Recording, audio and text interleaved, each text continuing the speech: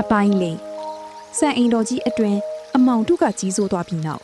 မင်းခန့်နှင့်သူ၏အပေါင်းအပါများမှာတုန်လှုပ်သွားကြသည်နှင်းပွင့်ခါ၏လက်ထဲမှအဆောင်လက်ဖွဲ့သည်စူးရှသောအလင်းရောင်များထွက်ပေါ်လာပြီးသူမ၏ပတ်ပတ်လည်တွင်မမြင်နိုင်သောအကာအကွယ်တစ်ခုဖြစ်တည်နေသည်အမောင်နှင့်အလင်းတိုက်ပွဲနေကဘယ်သူလဲမင်းခန့်ကအော်ဟစ်မိမြန်လိုက်သည်ငါကနှင်းပွင့်ခါနင်တို့ရောက်มาခဲ့တဲ့တန်တရာကိုအဆုံးသတ်ပေးမဲ့သူပဲမင်းခန့်ဤဖခင်ဖြစ်သူသည်သူဤအမောင်အတတ်ပညာများဖြင့်နှင်းပွင့်ခါကိုတိုက်ခိုက်ရန်ကြိုးစားတော်လဲနှင်းပွင့်ခါသည်တက်ပြောင်းတက်ပြန်အတက်ကိုအသုံးပြုကထိုအမောင်စွမ်းအိမ်များကိုသူတို့ထံသို့ပင်ပြန်လေလွင့်စင်သွားစေခဲ့သည်စံကင်ကြီးတစ်ခုလုံးလှုပ်ခါလာပြီးအောက်လန်းစရာများ၏အစီရင်များပြက်ပြားသွားသည်မင်းခန့်တို့မိသားစုစုဆောင်းထားသောမတရားသောစည်းစိမ်များနှင့်အာဏာများသည်ထိုခဏမှာပင်ပြူလေးပြက်စီရန်နှမိတ်ကြလာတော်သည်တစ်ဖက်တွင်ပန်းဤဖြူသည်နှင်းပွင့်ခါညွန်ကြားထားသည့်အတိုင်းစံကင်အပြင်ဘက်ရှိစိန်ပန်းပြပင်ကြီးအောက်မှစောင့်ဆိုင်နေခဲ့သည်သူမဤရင်ထဲတွင်ညီမငယ်အတွက်စိုးရင်စိမ်များနှင့်ပြည့်နှံနေသည်ရုတ်တရက်စံအိမ်ကြီးအတွင်းမှပောက်ခွဲတံကြီးတစ်ခုထွက်ပေါ်လာပြီးနောက်တိတ်ဆိတ်သွားသည်ခဏအကြာတွင်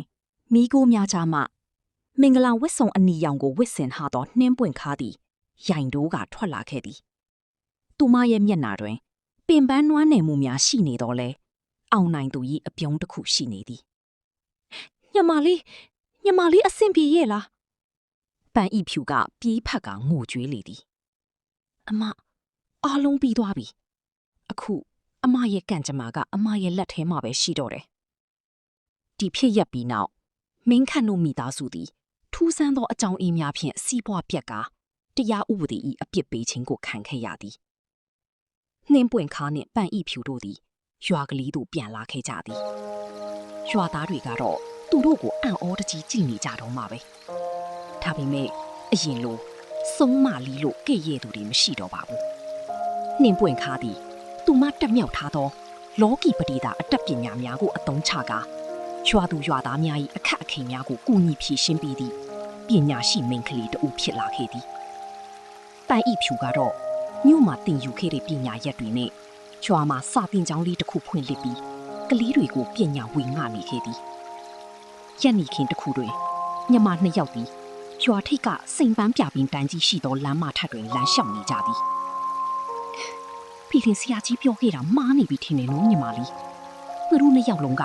ကန်ဆိုးမှုတွေကြားမှာကန်ကောင်းချင်းတွေကိုကိုယ်တိုင်ဖန်တီးနိုင်ခဲ့ကြပြီပဲလို့ပန်းဤဖြူကပြုံးပြီးပြောလိုက်သည်နှင်းပွင့်ခါကကောင်းကင်ရံကိုကြည့်လိုက်သည်ကောင်းကင်မှာလာရောင်ကလည်းတာနေသလိုအဝေးတနေရာမှာတော့မိုးချင်းတန်တဲ့တဲ့ကိုကြားနေရသည်ဘေဒင်ဆရာကြီးပြောတာမမှားပါဘူးအမတယောက်ကနန်းတော်ထက်မှမွေးပြက်နေဆိုတာအမရဲ့ဖြူစင်တဲ့စိတ်ထားကိုပြောတာပါညီမကသူ့တန်မြေမှာหนีရဲနေမယ်ဆိုတာကတော့အမောင်လောကကိုရင်ဆိုင်ရတဲ့တတ္တိကိုပြောတာဖြစ်မှာပါသူတို့နှစ်ယောက်သည်လက်ချင်းတွဲကလမ်းမကြီးအတိုင်းအနာဂတ်စီတို့ယုံကြည်ချက်ရှိရှောက်လန်းသွားပါတော့တယ်ပြီးပါပြီဇလန်းလေးကိုနှစ်သက်မယ်လို့မျှော်လင့်ပါတယ်ရှင်